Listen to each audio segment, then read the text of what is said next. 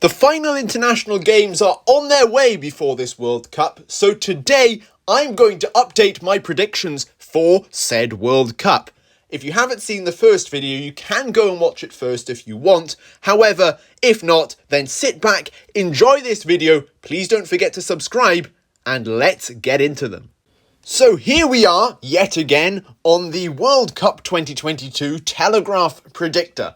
And I know that I've already done a video on this subject before, but I think a lot has changed in the meantime. Of course, we've started a new season since then, so it's time to go ahead and change up these predictions. So today, we are going to take a look, as I've said, at the group stage, starting with Group A. Now, Group A, immediately, as far as I'm aware, I haven't read back over what predictions I had last time, but I'm fairly confident in saying that I have, in fact, made a change to the top of the group stage, being Group A. And that is because I am now putting Senegal in the first spot, Netherlands in second. And we're going to go through those before I talk about the sides who won't be qualifying, in my mind, for the round of 16. And that is that Senegal has now had Sadio Mane, their star player really. I know they have a couple of talented players, but Sadio Mane is definitely their star man. He has gone to Bayern Munich and he's had a pretty decent start. Yes, right now he's in a bad patch of form. However, as he's going, it's pretty good with several goals. I believe it's now, at the time of recording this, 5 goals in all competitions, which is a decent start for only the first month or so of the season. Of course, then, Kalidou Koulibaly, who has been subject to a bad run of form at Chelsea, but is also just a brick wall defender in himself. Of course, if the team let you down, there's not really much you can do about it. And then Edouard Mendy, who has forged that connection at club level with Kalidou Koulibaly right now. So that is why I think Senegal are going to come out of the woodwork to absolutely destroy this group. And Netherlands, since my first prediction, have moved down into second place. And that is because, well, to be honest with you, it's all to do with Frenkie de Jong and several of their strikers. He has not been playing as well, I would think, as the past version of him at Barcelona. I'm saying that when he's just scored a goal the other day, but he has not been as good recently, and neither have the strikers. For example, Memphis Depay, been as potent. Of course, he's currently playing with Barcelona and isn't exactly playing, considering the fact that Lewandowski is now the main striker for Barcelona. So without game time minutes, I think they are going to be able to slip down into that second place. I'm going to give Qatar third and Ecuador fourth. I'd love if either of those two sides was able to pull off an upset, but I just don't see it happening. I'm giving Qatar the edge over Ecuador purely because of their home advantage. Now, on we go to Group B, and the group that a lot of people are excited by, because this is a winnable group for all three of the underdog sides, and then there's England. And we can never look past England in a World Cup, to be honest. However, their last international games saw them run off the pitch twice by Hungary. And considering they haven't played since, I don't really know if I can say that England are going to comfortably top this group. But it is, in my opinion, the hardest one to predict. So I'm going to go ahead and say that my upset prediction for this entire video is going to come inside of Group B. I'm putting Wales and the USA through to the round of 16. And I know what you're saying. You've already gone. Like, you've clicked off the video at this point because you just so wanted it to come home. And to be honest with you, of course, I have to put England in third. And then, of course, Iran in fourth. How am I justifying this claim? Is that the USA have been pretty good at international level. They have several standout players who've been at least decent for their club, particularly Weston McKennie, who's just been incredible for Juventus in the middle of the field. And I don't see England really coming together for this World Cup overall. And I could have very well put them through to the knockout stages of this competition. but considering the fact that, yes, their last international games saw them destroyed by Hungary, I don't think they quite warrant a place in the knockout stages of this tournament, which is a sweeping statement. However, it's something that I have a feeling may very well come true. Please don't prove me wrong, actually, England fans, because I would love to see you not qualify, but I have a feeling that this is the group that I'm going to be very, very wrong in. My top of the group, Wales. Gareth Bale is just unstoppable. Like, there's a free kick that's coming the way of every other team in this group, and you can't argue with that. It's just whether or not they can score more against Wales. Given that they're not at home, if this was a home fixture at any point in this, I'd be backing them to win everything in sight. But given that they're not at home, we can't really judge how well they're going to perform. However, their away form has not been too bad, with very near defeats to the Netherlands. And of course, games against Belgium and Poland coming up. They could be decisive in determining the final form of this side going into the World Cup. But I can see them having a little bit of a battle between the USA and England, and even topping the group. Iran, though, despite all their attacking talent, particularly Taremi, I can't see them getting past this group stage. It's going to be an interesting one if it does end the way I've predicted it. But I have a sneaking suspicion that England won't be performing as well as a lot of people think. Now, Group C, we're going to get this out of the way really, really quickly. Argentina are winning the group. There is no debating that, in my opinion. If I'm wrong, I will be shocked. Messi is just going to stampede this World Cup. It's probably his last one, and it's probably the one he has the best chance of winning, at least since 2014. Poland are in second place in my mind. Yes, in the last video I made on this, I said they'd have a little bit of a fight on their hands against Mexico to get the qualification spot. Lewandowski's been unstoppable since joining Barcelona, and I can see him finally pulling the national team together and getting them through to the round of 16. I'll give Mexico the third place spot, and then Saudi Arabia fourth, but I can't see both of those sides even making a splash, really, in this group stage.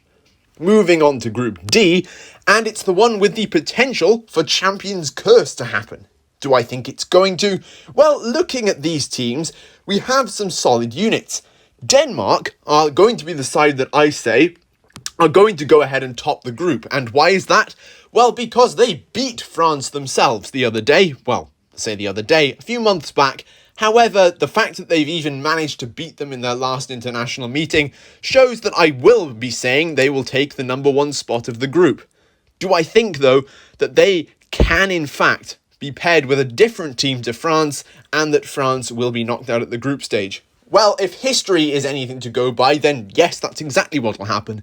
However, I just can't look past it. France are going to get that second place spot. And I know you shouldn't look at club form, really, for when players go to play internationally, but PSG, the capital, of course, of France being Paris, have been unstoppable this season and have not been defeated yet. Let that sink in. There aren't many clubs across Europe who have not yet been defeated. They are one of them. And I think with Kylian Mbappe at the helm, France will definitely be escaping this group. Really, I'm going to say Australia get through in third and Tunisia in fourth, purely because of the Australians' incredible goalkeeper. We all know what he did against Peru in the qualifier. Just being able to dance in the goal and put off your opposition is the best thing I have ever seen in football from a side that I don't personally support. So please, Australia, go ahead and prove me wrong and knock out France so we can see your goalkeeper dance all the way through this World Cup. Now, let's move on to Group E, and it's an interesting one because we have two quite possibly favourites for the whole tournament, Germany and Spain. And yes, they are the two sides I'm putting straight through, and in this order, in fact, being Germany first and Spain second. I'll have Japan having a little bit of a fight on their hands yet again with Spain or Germany, who I expect to be on pretty similar points come the end of this group. However, I don't see them being able to get through either of the European powerhouse teams. Germany I'm putting through in first, considering their manager Hansi Flick is just able to do anything in terms of football.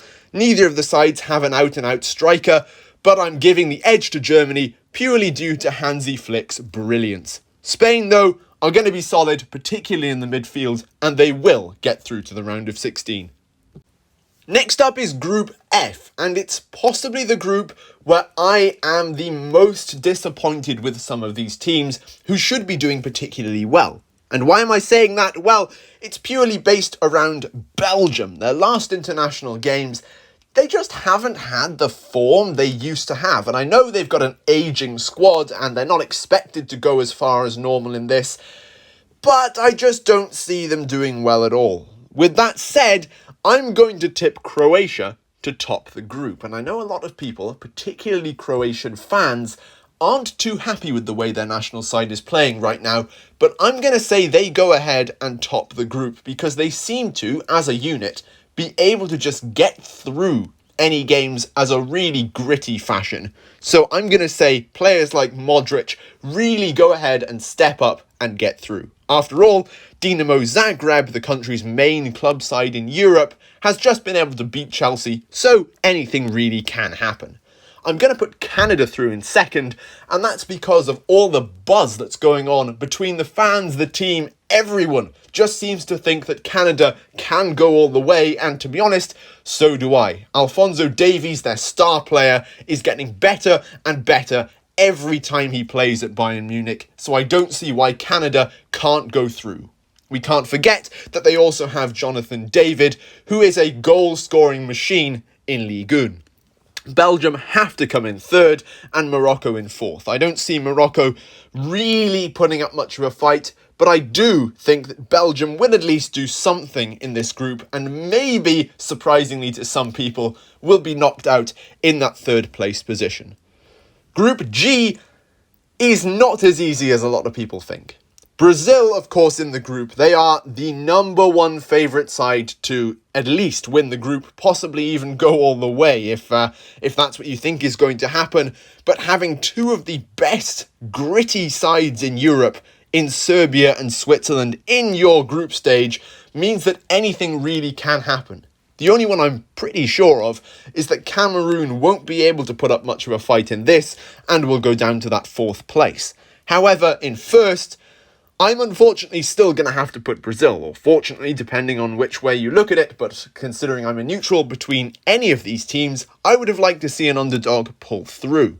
Between Switzerland and Serbia for that second place team, I've really got to give it to Serbia. I know Switzerland were incredible in the Euros, but for the first time ever, really, Alexander Mitrovic has arrived in the Premier League and maintained a lot of his goal-scoring threats for Fulham. So I can see him being a key player for Serbia throughout not just the group stage, but the knockouts.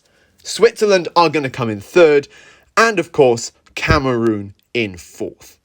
Moving on to the last group of today's video, and it's going to be Group H with Portugal, Ghana, Uruguay, and Korea. Now, who do I think is going to get through this? It's got to be Portugal in first. If it's not Portugal in first, I will be shocked considering the amount of talent they have. A lot of Portuguese fans aren't too impressed with their manager, but when you have Ronaldo in your team, at least at national level, I'm sorry to any United fans that happen to be watching, but when you have Ronaldo playing for Portugal, 9 times out of 10, he is going to be exceptionally good. Who's going to take that second place spot though? And for me, it's just got to be Uruguay. Luis Suarez, it may be his last ever World Cup. He is getting on a little bit now, but he's still such an attacking threat, and I don't see why he can't get Uruguay into that second place position. I'm going to go for the Republic of Korea to take the third place with Heung-min Son at the helm, and then Ghana in fourth. Even though their attacker is exceptional, at least at championship level in the past, in Andre Ayew, I can't see him being able to drag Ghana as far as he really did in the Africa Cup of Nations. But let me know, you guys, what you think of that group stage predictions, and I will be back in my next video to take a look at some of these round of 16 ties. And as we see here, a lot of them are particularly interesting. We're going to go all the way to the final in the next video, so please be sure to subscribe, and I will see you next time.